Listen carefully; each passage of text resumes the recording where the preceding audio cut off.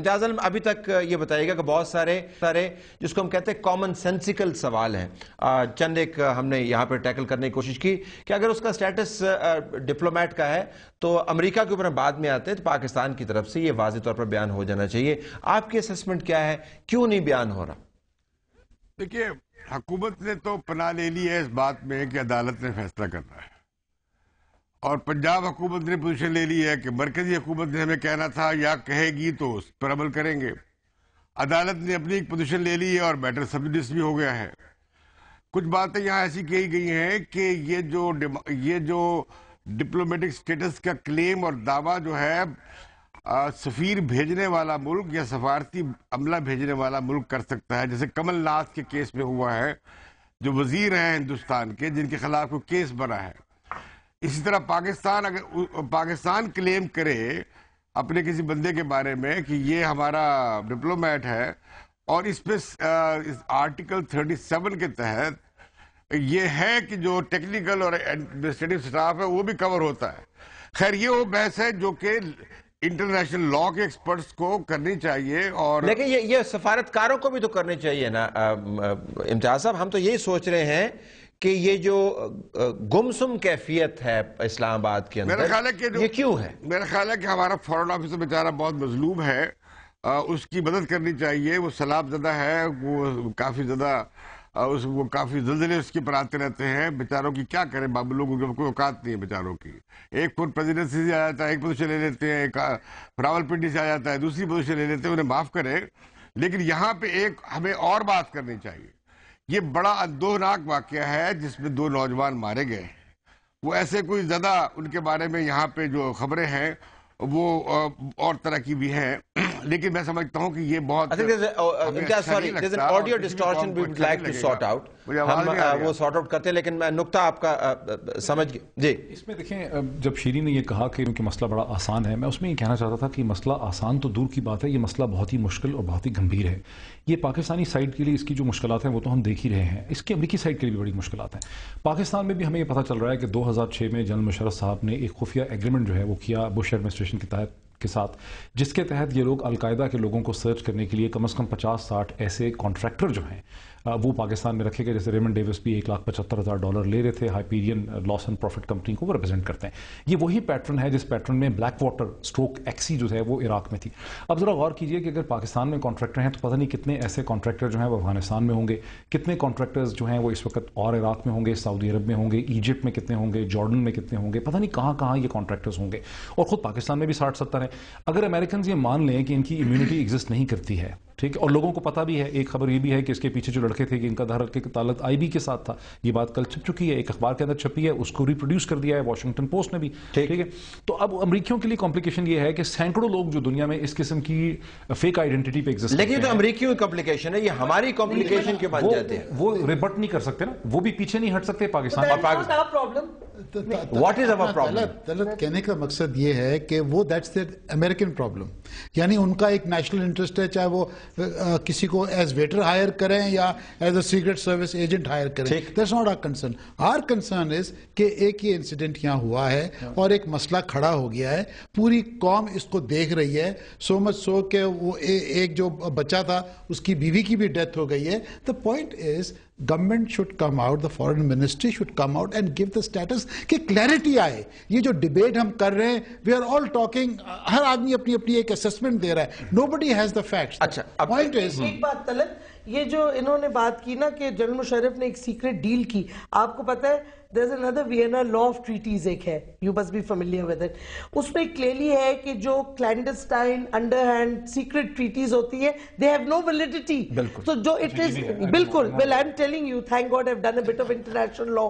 So Musharraf کی deal جو بار بار ہمارے پہ پھینکی جاتی ہے اس کی کوئی لیگل سٹینڈنگ نہیں ہے. ایکسپٹ شیری کہ ہم جب پڑھ رہے تھے کیری لوگر بل کی ایک کلاز ہے جس میں انہوں نے 2006 کے اندر ہونے والے 3 معاہدوں کو، جس کی تفصیل انہوں نے بیان نہیں کی، باقاعدہ پروٹیکشن دی ہوئی ہے کہ یہ جو 3 معاہدے تھے یہ جوں کہ توں برقرار رہیں گے. یہ کیری لوگر بل کے اندر لکھا ہوا. But we don't know if this particular dark agreement جو مشرف کی تھی وہ اس میں آتی، پہلی بات یہ. But Talat the issue is امریکہ کے مسئلے مسائلوں میں کہتی ہوں اس کا مطلب ہے قتل کا کیس ایک قتل کا کیس ہوگا یا اس میں اور فیکٹرز آئیں گے؟ کیونکہ اگر آپ یہ پریسیڈنٹس بنائیں گے نا کہ یہ قتل کا کیس تو کلیئر ہے، اور اب جو پوسٹ مارٹم رپورٹس ہیں وہ بھی زیادہ تر بیک پہ گولیاں لگی ہیں، اگر آپ قتل کو اور چیزوں میں مکس کریں گے، کل کو آپ کو ایکسٹریمسٹ بھی آئیں گے سڑکوں پہ تھریٹن کریں گے کہ جی سلمان تاثیر کا قاتل جو ہے اس کو بھی رہا کرو، پھر آپ ڈر کے اس کو بھی کریں گے۔ دیکھیں قتل از قتل، to me it's a very simple issue. اور یہ بندہ جو ہے آپ کی، بلکہ آپ کی ویب سائٹ پہ بڑے اچھے ڈاکیومنٹس ہیں ڈان کے، اس میں یہ دکھاتے ہیں پہلے یہ پشاور کاؤنسلیٹ میں کام کرتا ہے، پھر اس کا ایک ویزا اور پاسپورٹ ہے جس پہ has identified as department of defence contractor. مطلب اس کی بڑی ڈوبیس چیزیں ہیں، اب لیٹ می ٹیک دس، ڈپلومیٹ اس طرح ہو ہی نہیں سکتا۔ Let me take this point to Imtiaz Alam. امتیاز صاحب آپ کو آواز آ رہی ہے؟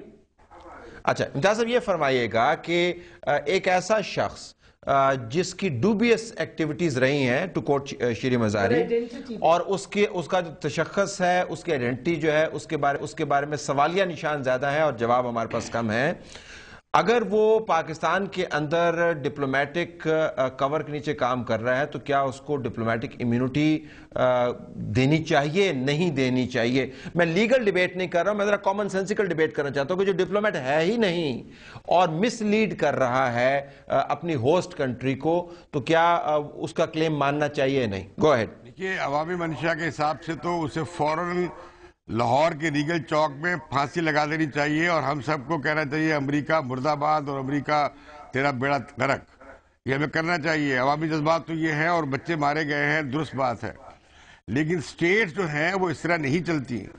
اور دوسرا یہ جو رائٹ ہے امیونٹی ڈیمانڈ کرنے کا، یہ جو ریاست بھیجتی ہے ایسے افراد کو، ان کا ہوتا ہے، بھلے وہ ڈوبیس بھی ہوں۔ ہم جانتے ہیں کہ بہت سارے سفیر، بہت سارا ڈپلومیٹک سٹاف جو ہے وہ ان کی سیکرٹ ایجنسیز کا بہت سارے کرائمز کمٹ کرنے کے لیے بھی جا رہا ہوتا ہے۔ دنیا بھر میں نے دیکھا ہے سی آئی اے کیا کر رہی ہوتی ہے، بہت سارے ان کے، اور ہم خود کر رہے ہوتے ہیں، پاکستان کی ایجنسیز کرتی ہے، انڈیا کی ایجنسیز کرتی ہے، اسرائیل کی کرتی ہے، ایران کی کرتی ہے، سعودی عرب کی کرتی ہے، دھندا چلتا ہے۔ لیکن جو سوچنے والی بات، جو کرنے